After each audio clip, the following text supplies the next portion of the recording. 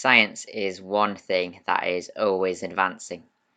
Over the last 100 years, we've advanced in medicine, we've advanced in technology, we've advanced in our understanding of the universe.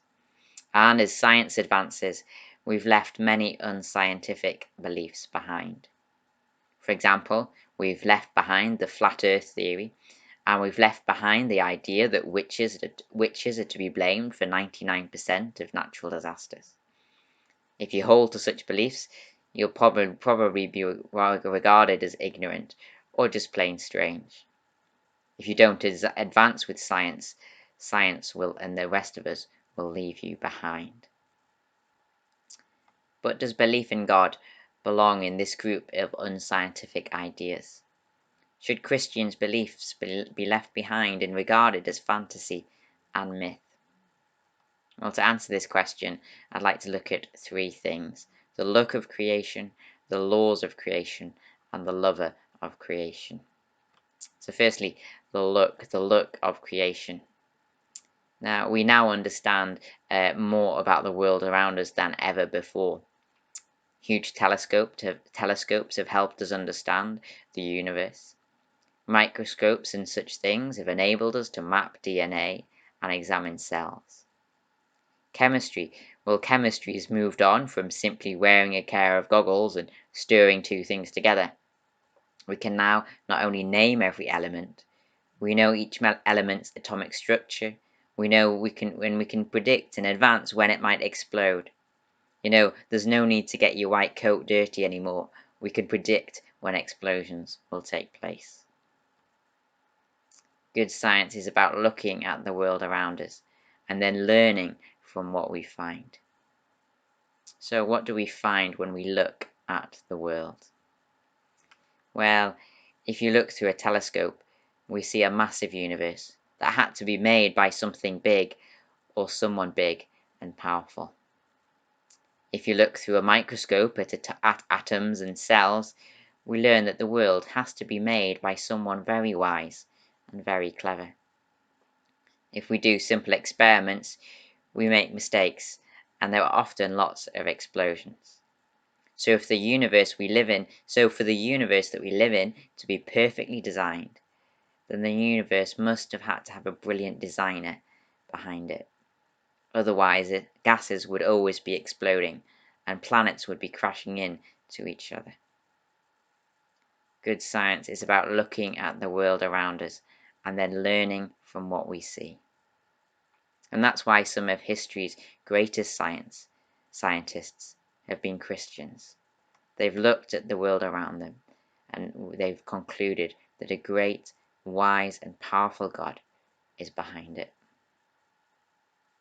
The idea that science automatically leads to atheism, well, it's a modern idea, whereas a more honest look at the world around us points towards this world being designed by a powerful and wise creator. Secondly, the laws of creation. But don't natural laws, such as the laws of physics, don't these natural laws replace the need for a creator? Hasn't evolution, the Big Bang, and the laws of physics, chemistry, and biology, haven't all these things explained away that what past generations would have credited to God? Well, to answer this question, I'd like to tell you a story. In a place called Middle-earth, there was a quiet shire where an old hobbit called Bilbo was celebrating his 111th birthday. Bilbo was joined by his old wizard friend, Gandalf, only for Gandalf to warn Bilbo about one of the rings that Bilbo owns. In the wrong hands, this ring of power could cause havoc. And so Bilbo leaves with his friend Sam to destroy the ring in a place called Mount Doom. Bilbo is helped on his journey by Sam, Gollum, Gimli, Aragorn, and a range of other characters, each member of this fellowship helping Bilbo on his way. From one perspective, you could say that Gandalf's words led to Bilbo's actions. You could say that Bilbo's actions were carried along by the encouragement, help, and wisdom of his friends. That's one way of describing the famous story, The Lord of the Rings. But another way of describing it would be to describe it as a work of J.R. Tolkien, the author of The Lord of the Rings.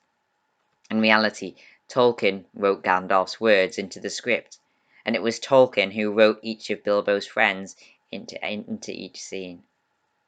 Whereas from one viewpoint, Bilbo's adventures are as a result of random events that carry a logical storyline to a perfect conclusion. Yet, from another point of view, these logically structured events are all the work of one author.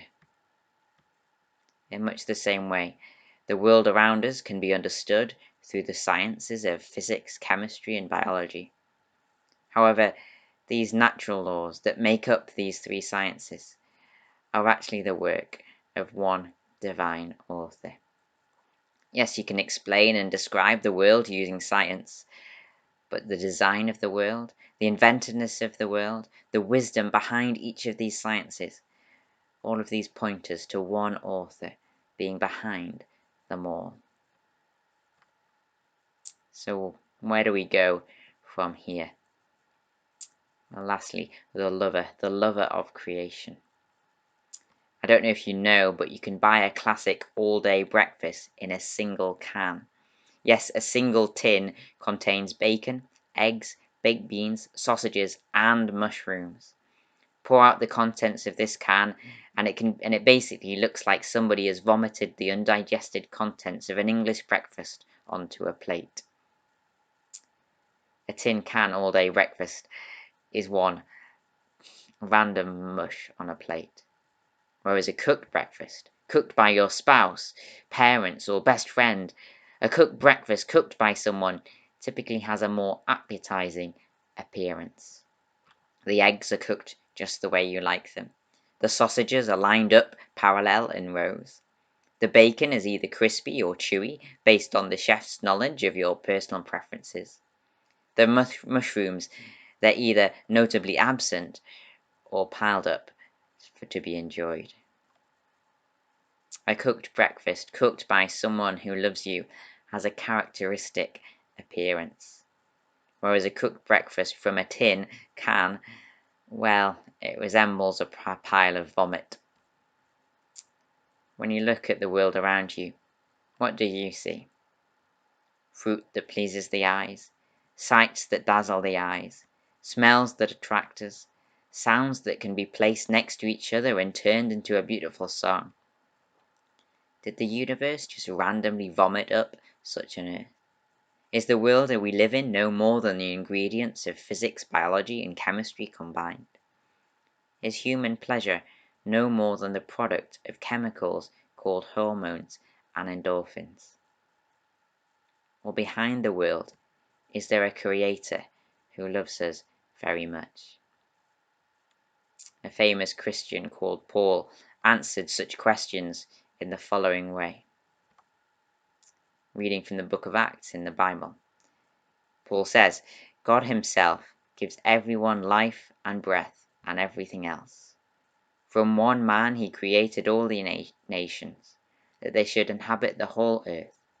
And he marked out their appointed times in history and the boundaries of their lands.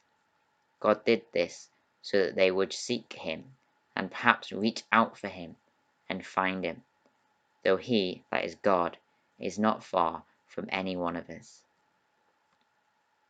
Both science and the Bible speak of a God who is both behind creation and who is reaching out to creation, wanting to make himself known.